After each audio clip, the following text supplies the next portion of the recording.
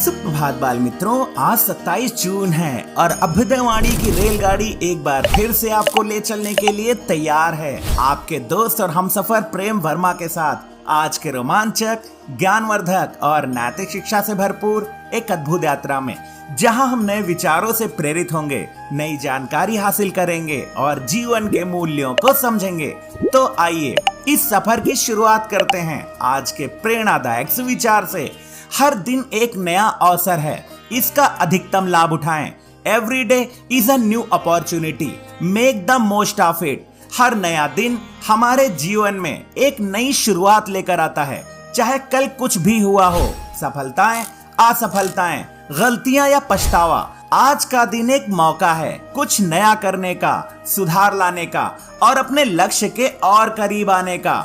हमें समय और अवसर को व्यर्थ नहीं जाने देना चाहिए, बल्कि हर दिन को इस तरह से जीना चाहिए कि वह सबसे कीमती मौका है। हर सुबह हमारे पास यह विकल्प होता है कि हम अपने पुराने अनुभवों से सीखकर कुछ नया करें, अपने लक्ष्यों की ओर एक कदम आगे बढ़ें और अपने जीवन को और बेहतर बनाएं। समय बहुमूल्य है और जो लोग हर दिन का सही उपयोग करते हैं वही जीवन में सफलता प्राप्त करते हैं। अभ्युदयवाणी में अब जानते हैं आज का अंग्रेजी शब्द जो है इंटेग्रिटी, INTEGRITY। इंटेग्रिटी का अर्थ होता है ईमानदारी और नैतिकता के साथ सही काम करना, चाहे कोई देख रहा हो या नहीं। वाक्य प्रयोग, He is known for his integrity and honesty in business। वह अपने व्यापार में ईमानदारी और नैतिकता के लिए जाना जाता है। आगे बढ़ते हैं इस सफर में और आनंद लेते हैं आज की पहेली का। काला घोड़ा सफेद सवारी, एक उतरा दूसरे की बारी, बताओ क्या है मेरा नाम। इस पहेली का जवाब है तवा रोटी। अब अगला स्टेशन है आज का इतिहास। इतिहास हमें अतीत से सीखने और वर्तमान को बेहतर बनाने का मौका देता है। आइए इतिहास के पन्नों में आज 27 जून की कुछ प्रमुख घटनाओं पर नजर डालें।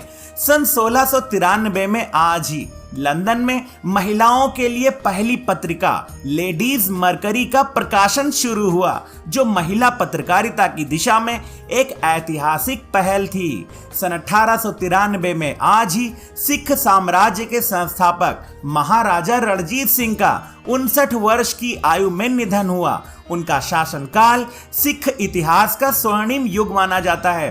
रणजीत सिंह ने पंजाब को एक सशक्त और संगठित राज्य में बदल दिया था। सन 1957 में आज ही ब्रिटेन की मेडिकल रिसर्च काउंसिल ने 25 वर्षों के शोध पर आधारित रिपोर्ट जारी की, जिसमें धूम्रपान से फेफड़ों का कैंसर होने की पुष्टि हुई। इस रिपोर्ट ने विश्व में स्वास्थ्य जागरूकता बढ़ाने में मदद की। सन 1964 में आज ही भारत की प्रसिद्ध धाविका और उड़न परी के नाम से जानी जाने वाली PT उषा का जन्म हुआ। उन्होंने भारतीय एथलेटिक्स को अंतरराष्ट्रीय स्तर पर नई पहचान दिलाई। सन 1964 में आज ही दिल्ली में स्थित 3 मूर्ति भवन को भारत के पहले प्रधानमंत्री पंडित जवाहरलाल नेहरू की स्मृति में संग्रहालय बनाने का निर्णय लिया गया। यहाँ का सीढ़ी नुमा गुलाब उद्यान और दूरबीन प्रमुख आकर्षण हैं। सन 1967 में आज ही लंदन के एनफील्ड में विश्व का पहला ATM स्थापित किया गया, जिसने बैंकिंग की दुनिया में क्रांति ला दी। सन 1967 में आज ही भारत में निर्मित पहला यात्री विमान HS 748 को इंडियन एयरलाइंस को सौंपा गया, जो देश की आत्मनिर्भरता की दिशा में महत्वपूर्ण कदम था। सन 2004 में आज ही अमेरिका और यूरोपीय संघ ने ऐतिहासिक समझौते पर सहमति जताई, जिसके तहत ग्लोबल पोजीशनिंग सिस्टम यानी GPS को नागरिक उपयोग के लिए और अधिक सुलभ बनाया गया। सन 2008 में आज ही माइक्रोसॉफ्ट के चेयरमैन बिल गेट्स ने अपने पद से औपचारिक रूप से इस्तीफा दे दिया, ताकि वह सामाजिक कार्यों और परोपकार पर ध्यान केंद्रित कर सकें। अभ्युदयवाणी की अगली कड़ी प्रेरक व्यक्तित्व में आज हम जानेंगे PT उषा के बारे में। PT उषा भारत की महानतम महिला धाविकाओं में से एक हैं, जिन्हें पयोली एक्सप्रेस और queen of Indian track and field के नाम से जाना जाता है। उनका जन्म 27 जून सन 1964 को केरल के पयोली गांव में हुआ था। कठिन परिस्थितियों में भी उन्होंने अपने खेल के प्रति समर्पण और मेहनत से खुद को स्थापित किया। उषा ने अपनी असाधारण दौड़ प्रतिभा से भारत को वैश्विक मंच पर पहचान दिलाई। सन 1984 के लॉस एंजिल्स ओलंपिक में 400 मीटर बाधा दौड़ में वह केवल 1 सेकंड के 100वें हिस्से के अंतर से कांस्य पदक से चूक गईं, लेकिन उनका चौथा स्थान भी भारतीय एथलेटिक्स के लिए एक ऐतिहासिक मोड़ था। उन्होंने 1982, 1986 और 1990 के एशियाई खेलों में स्वर्ण पदकों सहित 100 से अधिक अंतर्राष्ट्रीय पदक जीते। उषा की 100 मीटर, 200 मीटर और 400 मीटर दौड़ में उपलब्धियां भारतीय खेल इतिहास में स्वर्णिम हैं। खेल से संन्यास लेने के बाद उन्होंने उषा स्कूल ऑफ एथलेटिक्स की स्थापना की, जहां वह युवा खिलाड़ियों को प्रशिक्षण देती हैं। सन 2022 में वह भारतीय ओलंपिक संघ की पहली महिला अध्यक्ष भी बनी। पीटी उषा को अनेक पुरस्कारों से सम्मानित किया गया है, जिनमें अर्जुन पुरस्कार और पद्मश्री प्रमुख हैं। उनकी मेहनत, लगन और खेल के प्रति समर्पण की कहानी हर भारतीय के लिए प्रेरणादायक है। अभ्युदयवाणी के दैनिक विशेष में अब हम जानेंगे 27 जून को मनाए जाने वाले हेलन केलर दिवस के बारे में। हेलन केलर दिवस हर वर्ष 27 जून को मनाया जाता है। यह दिन महान समाज सेवी और प्रेरणादायक व्यक्तित्व हेलन केलर के जन्मदिन की स्मृति में मनाया जाता है। उनका जन्म 27 जून सन 1880 को अमेरिका में हुआ था। वह न सिर्फ दृष्टिहीन थीं, बल्कि बहरी और गूंगी भी थीं। उन्होंने 19 महीने की उम्र में बीमारी के कारण देखने और सुनने की क्षमता खो दी थी। उन्होंने अपनी शिक्षिका एनी सुवलिन की मदद से संचार की कला सीखी और रेडक्लिफ कॉलेज से स्नातक की उपाधि प्राप्त की, जो दुनिया के लिए मिसाल बन गई। हेलन केलर ने यह सिद्ध किया कि शारीरिक अक्षमताएं इंसान की सफलता में बाधा नहीं बन सकती, अगर इच्छा शक्ति मजबूत हो। उनकी शिक्षिका एनी सुलिवन ने उन्हें सिखाया कि किस प्रकार स्पर्श के माध्यम से ज्ञान प्राप्त किया जा सकता है। हेलन केलर पहली ऐसी दृष्टिहीन और मूक बधिर व्यक्ति बनी जिन्होंने स्नातक की डिग्री प्राप्त की।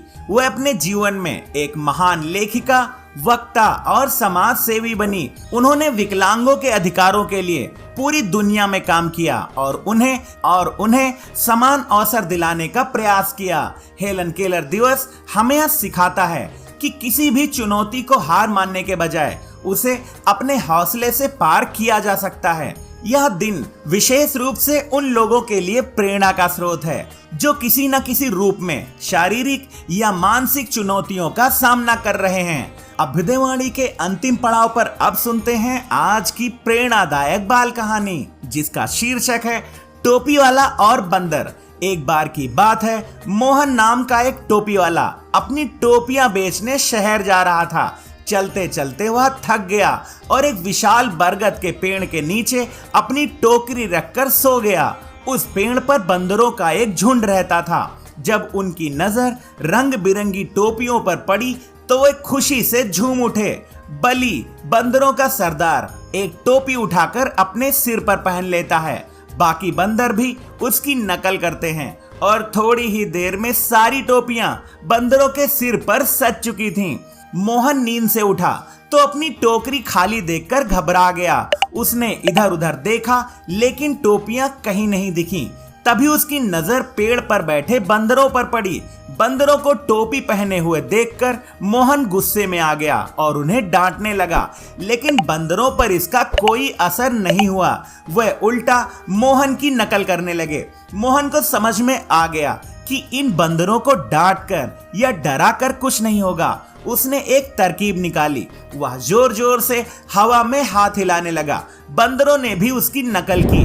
फिर मोहन जोर जोर से कूदने लगा और बंदर भी उसके पीछे पीछे कूदने लगे।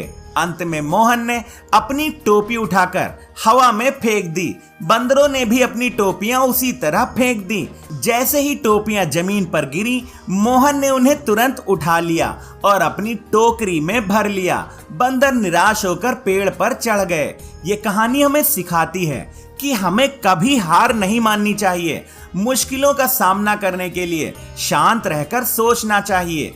अगर हम किसी भी मुश्किल में धैर्य रखते हैं और दिमाग से काम लेते हैं तो हमें उस मुश्किल का हल मिल जाता है। आज की अभ्युदयवाणी का सफर बस यहीं तक था। कल सुबह फिर मिलेंगे एक नई ऊर्जा के साथ, रोमांचक, ज्ञानवर्धक और नैतिक शिक्षा से भरपूर एक रोचक सफर में। आपका दिन शुभ हो। जय हिंद, जय भारत।